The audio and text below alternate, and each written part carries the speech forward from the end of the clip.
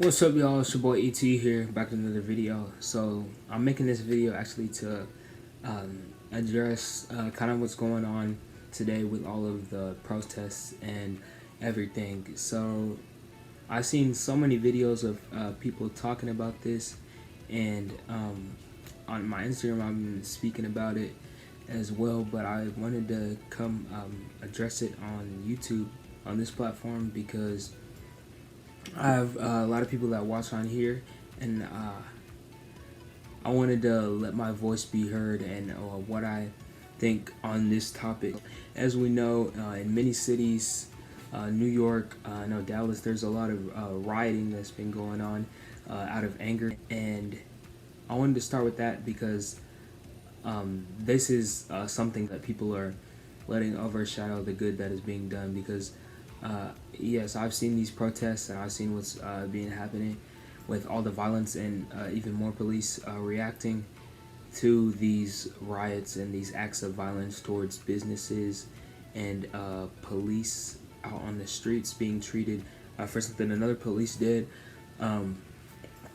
But the peaceful ones, the ones that are actually very good, ones that I'm seeing in my neighborhood, those aren't really being shown as much in the media, and I feel like those need to be brought to light more.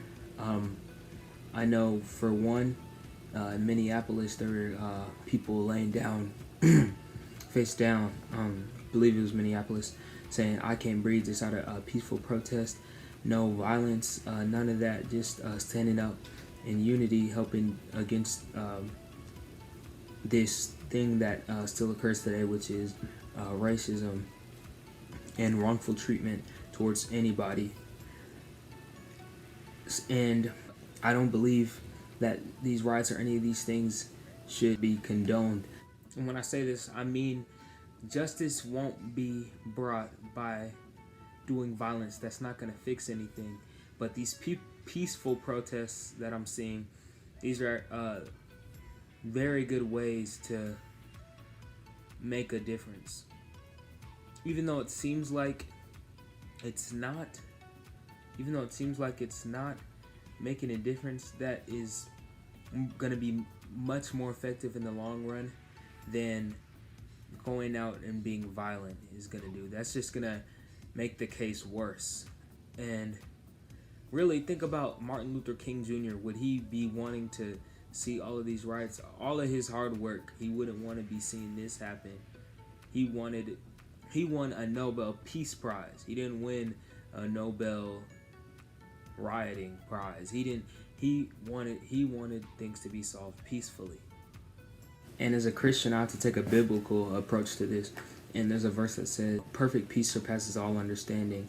And I have to think about that now and know that we don't understand all things, but God does. And even while we're wondering, "God, why would you let us go through this?"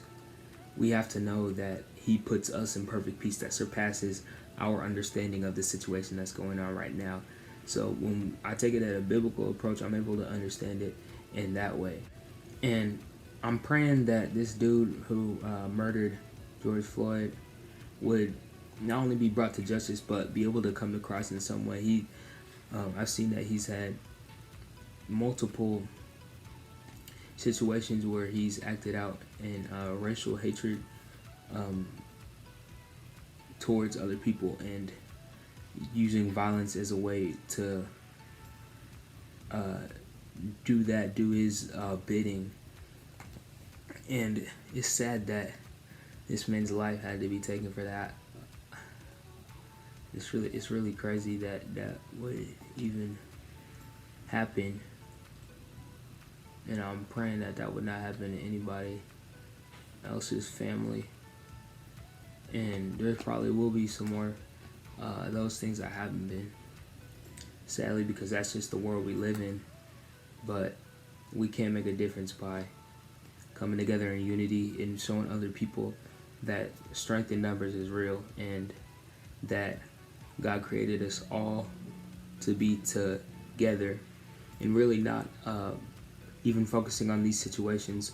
What we're supposed to be doing is glorifying Him and worshiping Him, and this shouldn't even come into the question.